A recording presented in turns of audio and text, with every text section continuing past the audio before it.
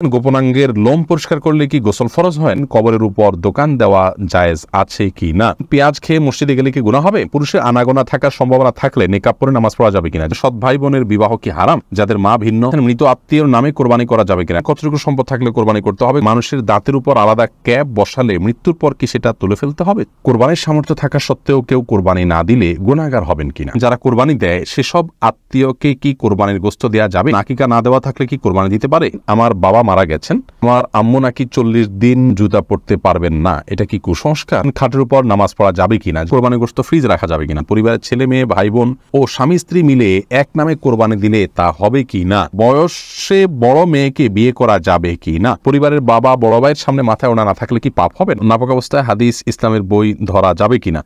আব্দুর রহমান জুবাইর জানতে চেয়েছেন কবরের উপর দোকান দেওয়া জায়েজ আছে কি না? কবরের উপর দোকান দেওয়া এটা তখন জায়েজ হবে যদি নিরুপায় হয়, বহুকাল হয়ে গেছে কবরের, বাধ্য হয়ে সেখানে দিচ্ছি। সাধারণ অবস্থাতে কবরস্থান বা কবর মানুষের কবরের প্রতি সম্মান প্রদর্শন অংশ হিসাবে বা তা হক হিসাবে ঠিক কবরের উপরে দোকান দিতে যাবে না, আশপাশে অন্য কোথাও দেওয়া উচিত। লামিয়া সুলতানা জানতে চেয়েছেন পরিবারের বাবা বড় ভাইয়ের সামনে মাথায় ওড়না না থাকলে কি পাপ হবে? না বোন, পাপ হবে না। আপনার বড় ভাই বা বাবার সামনে মাথার ওড়না না থাকলেও পাপ হবে না, কিন্তু ফিতনার এই যুগে যথাসম্ভব আপনি মাথার উপরে ওড়না বা কিছু দিয়ে রাখতে পারলে ভালো, কিন্তু আপনার চুল দেখা গেলে অবশ্যই পাপ হবে না, কোনো অসুবিধা নেই। নাপাক অবস্থায় হাদিস ইসলামের বই ধরা যাবে কিনা? যেখানে আরবি লেখা আছে ধরা যাবে, কোনো অসুবিধা নেই। কোরআনে কারীম যদি থাকে শুধু কোরআনে কারীম স্পর্শ করবেন না, এছাড়া ইসলামিক বই পুস্তক সেখানে হয়তো কোনো একটা পাতায় আধা লাইন এক লাইন হয়তো আরবি লেখা আছে বা হাদিসের মূল পাঠ আছে, সেটি আপনি নাপাক অবস্থায় বা মাসিক চলা অবস্থায় ধরতে পারেন, তাতে গুনাহ হবে না। জান্নাতুল ফেরদাউস আপনি জানতে চেয়েছেন খাটের উপর নামাজ পড়া যাবে কিনা? জি অবশ্যই যাবে, খাটের উপর নামাজ পড়াতে কোনো অসুবিধা নেই।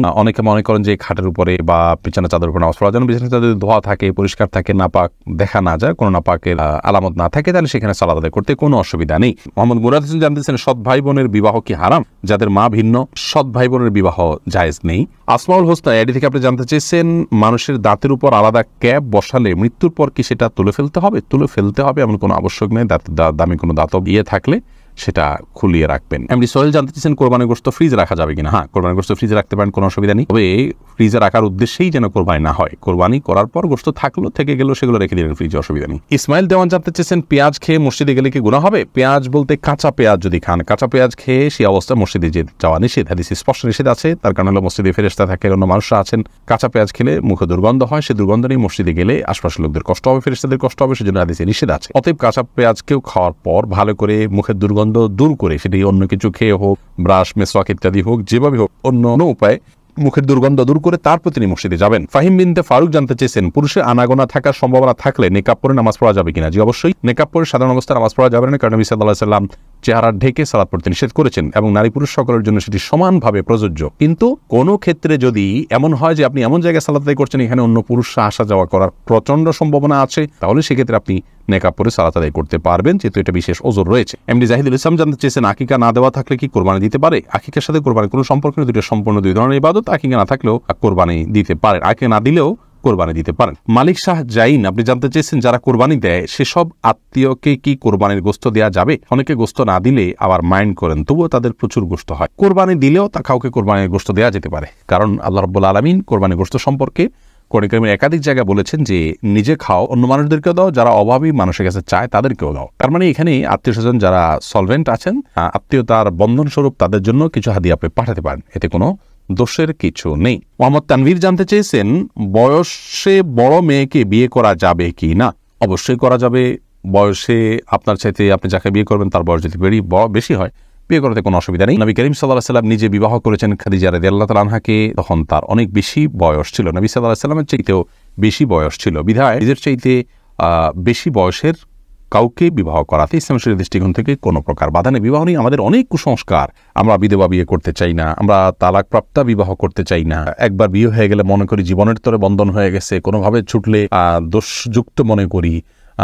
এইগুলোর সবগুলো আমাদের সমাজের অপসংস্কৃতি, এগুলো অনেক অন্যায়ের দুয়ারকে উন্মোচন করে। বিবাহ বিষয়টাকে শরীয়ত অনেক ইজি করেছে। সাহাবায়ে কেরাম পুরুষ হয়তো একাধিক বিয়ে করছেন, সেটাও যেমন তাদের কাছে স্বাভাবিক ছিল, নারীদেরও একাধিক জায়গা বিয়ে হচ্ছে সেটা সম্পূর্ণ স্বাভাবিক মনে করা হচ্ছে। এখন 2-3 জায়গা বিয়ে হলে, তালাক হলে তাকে মানুষ মনে করে যে লোকটা খারাপ, ভালো মানুষ নয়। এটি সম্পূর্ণ একটি ষড়যন্ত্র অংশ, ইবলিস আমাদের সমাজকে অস্থিতিশীল করবার জন্য এই কালচারগুলো প্রবেশ করে দিয়েছে সমাজে। এগুলো আমাদের যত বেশি আমরা বুঝতে সক্ষম হব, ততই ইনশাআল্লাহ কল্যাণের পথে অগ্রসর হতে পারবো। এরপরে নাইমুল হক আজাদ জানতে চেয়েছেন কোরবানির নিসাব পরিমাণ সম্পদ সম্পর্কে বলবেন, কতটুকু সম্পদ থাকলে কোরবানি করতে হবে। কোরবানির নিসাব হলো জাকাতের নিসাব। একজন মানুষের কাছে 595 গ্রাম রূপা বা তার সমমূল্য যদি থাকে তাহলে তার উপরে কোরবানি বর্তাবে, এবং সেই নিসাবটি হলো বর্তমান বাজার মূল্য হিসাব করলে আপনার 595 গ্রাম রূপার যে মূল্য আছে সেটি হয়তো 40 বা 50 হাজার টাকা বা তার কাছাকাছি ফিগারে থাকবে। অতএব আপনি কোরবানির জাকাতের নিসাব সেটিকেই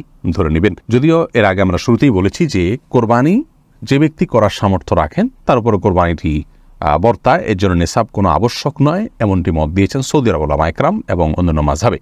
হানাফি মাযহাব বা আমাদের ওলামা ইকরাম বা আমাদের যে স্কুল অফ থট ওলামা ইকরাম ফলো করে থাকেন সেটিতে আপনার জাকাতের নিসাব হলে তখন কোরবানি আবশ্যক হবে বা বর্তাবে। সোনিয়া আক্তার দোলন আপনি জানতে চেয়েছেন পরিবারের ছেলে মেয়ে ভাই বোন ও স্বামী স্ত্রী মিলে এক নামে কোরবানি দিলে তা হবে কি না। বোন সোনিয়া, পুরো পরিবারের তরফ থেকে একটা কোরবানি দিলে যথেষ্ট হবে, এই মর্মে বহু হাদিস পাওয়া যায়। নবী আলাইহিস সালাম সেই সমস্ত হাদিসগুলোকে সামনে রেখে সৌদি আরবের ওলামা ইকরাম বলেন যে গোটা পরিবারের যিনি মূল কর্তা থাকবেন, যার অধীনে যারা থাকবেন 51 ভুক্ত, তার ভরণ পোষণ দিয়ে চলবেন, তাদের সবাই তরফ থেকে তিনি কোরবানি দিলে যথেষ্ট হয়ে যাবে। কারণ বহু হাদিসে নবী সাল্লাল্লাহু আলাইহি ওয়াসাল্লাম বলেছেন যে আলা কুল্লি আইলাতিন উযহাইয়াতুন, অথবা এই জাতীয় ভাষ্য যার অর্থ হলো যে প্রতিটি পরিবারের উপরে একটি করে কোরবানি আবশ্যক হয়। যদিও ইমাম আজম ইমাম আবু হানিফা রাহিমাহুল্লাহ সহ অন্যান্য ইমামদের মত হলো এক্ষেত্রে যে না, প্রত্যেক সামর্থ্যবান ব্যক্তি তার তরফ থেকে কোরবানি দিতে হবে। যার কাছে জাকাত দেওয়ার মতো সম্পদ আছে তার তরফ থেকে কোরবানি তিনি দিবেন। অতএব পরিবারে একাধিক সদস্য যদি এ ধরনের অ্যাবিলিটি রাখেন তাহলে একাধিক সদস্যকেই কোরবানি দিতে হবে। আর এই যে দ্বিতীয় মত যারা বলেন, তারা প্রথমোক্ত মতে যে হাদিস তারা পেশ করেছেন যে প্রত্যেক পরিবারের তরফ থেকে একটা কোরবানি হলেই হবে, তারা ওইটার ব্যাখ্যা বলেন যে আসলে তখন একটা পরিবারে একজন কর্তা ছিলেন না, সবাই তার অধীনস্থ থাকতেন, একাধিক ব্যক্তি সাধারণত উপার্জন করতেন না। যখন উপার্জন হয়ে যেতেন, উপার্জনক্ষম হয়ে যেতেন ছেলেরা, তখন তারা বিবাহ করতেন এবং স্বাভাবিকভাবে তাদের আলাদা পরিবার উঠে দাঁড়াতো। তো নবী সাল্লাল্লাহু আলাইহি ওয়াসাল্লাম সেই দৃষ্টিকোণ থেকে বলেছেন। যেহেতু আমাদের সমাজে এখন একই পরিবার একাধিক ব্যক্তি উপার্জন করে জাকাতের দেওয়ার মতো অবস্থা তাদের হচ্ছে, সেই জায়গা থেকে নবী সাল্লাল্লাহু আলাইহি ওয়াসাল্লাম এটি বলেছেন। যাই হোক, তো দুটি মতই আমি আপনাদের সামনে প্রেজেন্ট করলাম। পরিবারের একাধিক ব্যক্তি যদি সামর্থ্যবান থাকেন, তাহলে সেই একাধিক ব্যক্তি কোরবানি তাদের তরফ থেকে করার মতটি অধিকতর নিরাপদ। তানহা তাবাসসুম জানতে চেয়েছেন আমার বাবা মারা গেছেন, আমার আম্মু নাকি 40 দিন জুতা পরতে পারবেন না, এটা কি কুসংস্কার? হ্যাঁ বোন, এটা অবশ্যই কুসংস্কার। আপনার বাবা মারা যাওয়ার কারণে আপনার মায়ের জুতো পরিধান করার ক্ষেত্রে ইসলাম শরীয়তের কোনো বিধিনিষেধ নেই, যে কোনো ধরনের জুতো পরিধান করতে পারবেন। তার জন্য করণীয় কি, এ বিষয়ে আমাদের একটি ভিডিও আছে, সেটি দেখে নিতে পারেন যে স্বামী মারা গেলে স্ত্রীর জন্য করণীয় কি। তিনি শোক পালনের অংশ হিসাবে 4 মাস 10 দিন পর্যন্ত অন্যত্র বিবাহ বসতে পারবেন না। সেই সাথে নিজ গৃহে বা যেখানে তিনি অবস্থান করেন সেই গৃহ বা গৃহের আশেপাশে, অর্থাৎ আশেপাশে বলতে উঠান টুটান, বাসা হলে বাসার বারান্দা একটু সামনের অংশ, এরিয়ার মধ্যে তিনি থাকবেন, বাইরে যাবেন না একান্ত প্রয়োজন ছাড়া। যেটাকে সাজগোজ বলা চলে, বাহিরে বিভিন্ন অনুষ্ঠানে যেতে মানুষ যেটি করে সেরকম কোনো সাজগোজ তিনি করবেন না। এছাড়া জুতা পরিধান করা যাবে না বা ইত্যাদি এরকম কোনো কথা ইসলাম শরীয়তে বলা হয়নি, এটি সম্পূর্ণ কুসংস্কার।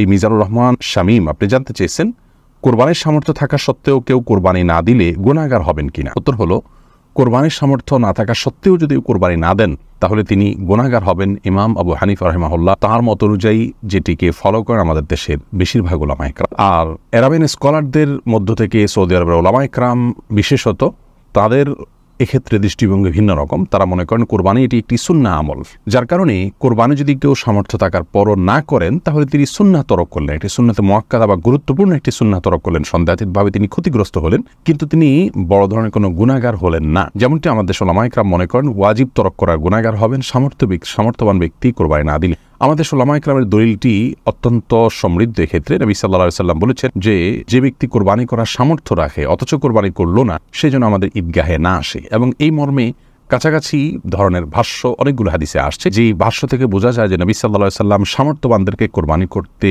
আবশ্যকভাবে নির্দেশ করেছেন এবং না করলে তার জন্য তিনি সতর্কবাণী দিয়েছেন। অতএব সামর্থ্যবানদের জন্য কোরবানি না করে থাকাটা অনুচিত হবে আমরা মনে করি। যদিও বিপরীত দিক থেকে যারা এটিকে সুন্নাহ মনে করেন তাদেরও দলিল হলো নবী আলাইহিস সালাম বিভিন্ন হাদিসে এটিকে সুন্নাহ বলে অভিহিত করেছেন, ইব্রাহিম আলাইহিস সালামের সুন্নাহ বলেছেন। তো সেই জায়গা থেকে তারা এটিকে সুন্নাহ বলেন। তাওহীদুল ইসলাম সজীব জানতে চেয়েছেন, গোপনাঙ্গের লোম পরিষ্কার করলে কি গোসল ফরজ হয়? না, এর সাথে গোসল ফরজের কোনো সম্পর্ক নাই। ফরজের ওযু করে নেবেন, পরিষ্কার পরিচ্ছন্ন হবেন। এর পরের প্রশ্ন করেছেন মাহবুব আলম, আপনি জানতে চান মৃত আত্মীয়র নামে কোরবানি করা যাবে কিনা। মৃত আত্মীয়ের নামে কোরবানি করা যাবে, এ বিষয়ে গত নির্বাচিত প্রশ্নোত্তর লাইভে আমরা বলেছি মৃত আত্মীয়ের নামে কোরবানি করা যাবে। রাসূল আকরাম সাল্লাল্লাহু আলাইহি সাল্লামের তরফ থেকে তার ওয়াফাতের বহুকাল পর আলী রাদিয়াল্লাহু তাআলা কোরবানি করেছেন, বাইহাকী মুসনাদ আহমদ শবিনে হাদিসে বর্ণিত হয়েছে।